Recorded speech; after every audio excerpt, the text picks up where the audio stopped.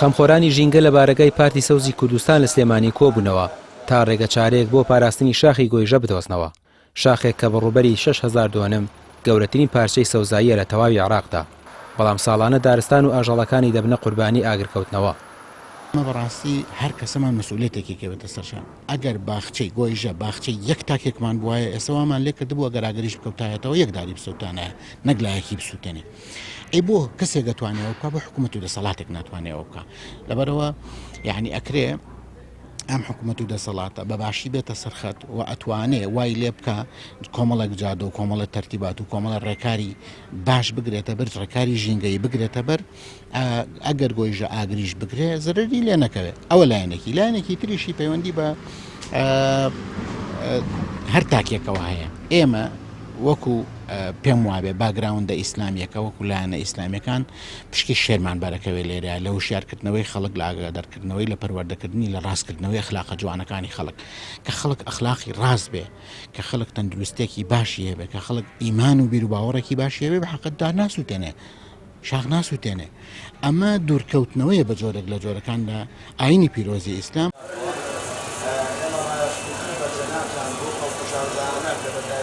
بەشداربووان لە هەوڵدان ڕاستباردێکی بەپەلە دەربکەن، چالاکان و شارەزانی ژینگەش جەخت دەکەنەوە کە دەسەڵات لە خەمی پاراستنی شاخەکەدا نییە و تەنها دوای کەوتنەوەی ئاگرەکان دەست دەکات بە ئاخەڵکێشان. لە کاتێکدا دەبێت پێش ڕوودانی کارە ساتەکە ڕێگری لە مەترسیەکان بکرێت.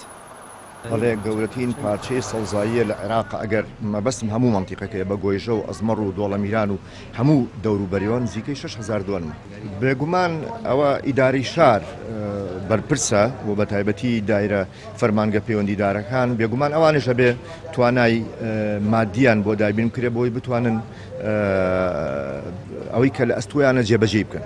لەسەر دەستیەوە دەستی ئەم کەناڵیەوە بێم لە بەنامێکم لەگەڵا بکەن کۆنگرێکی ڕۆژنامە نووسیەکەم تەعاودێکتان بۆ ئەنووسم ئەگەر هێشتم ئەو ئەزمەڕ و گۆیژەیە یەکدار بسووتێ لەو بەردەرکی سەراعی دام بکەم دێم لە کەناڵێکیەوە تەعاودێک ئەنووسم کۆنگرێکی ڕۆژنامە نووسیەکەم ئەگەر هێشتم هەموو ساڵێک ئەم ساڵیش یەکدار لە ئەزمەڕ و گۆیژە بسووتێ لەو بەردەرکی سەراعی دام بەس بە تەنها ئەیپارێزی بەمە کاکە کەس خەمخۆری وڵاتە هەمووی درۆکەن هەمووی لێزن هەمووی خۆن ئەمان دۆشن ئەژنا وڵڵای ئەزمەڕ و گۆیژە بیان تەسلیمین بەخوا لەو بەردەبیشتەوە دەجاران بەردەرکی سەراعی دام بگەر مێشم یەکدار بسووتێ بەس نایکەم کاکە من گوێ لێ مەمانان ناگەم وازن ئێمە دوژمنی وڵاتین کاکە من لەم شارەی لەدایکم خەم ئەم ژینگەی وڵاتەمە گوێ لێ مەگرن یەک دەقە قوما تاڵەمانی بابێ چێ مەسوولە لەم شارەیە بوو لە ژینگەی وڵاتاکەن ئەوە گەر پرۆژەیەکی خۆیان بۆ ئێستانێ تەلبەنیشیان کردبوو بەس ڕۆژی خۆیانی مشکی خەمیان دێ.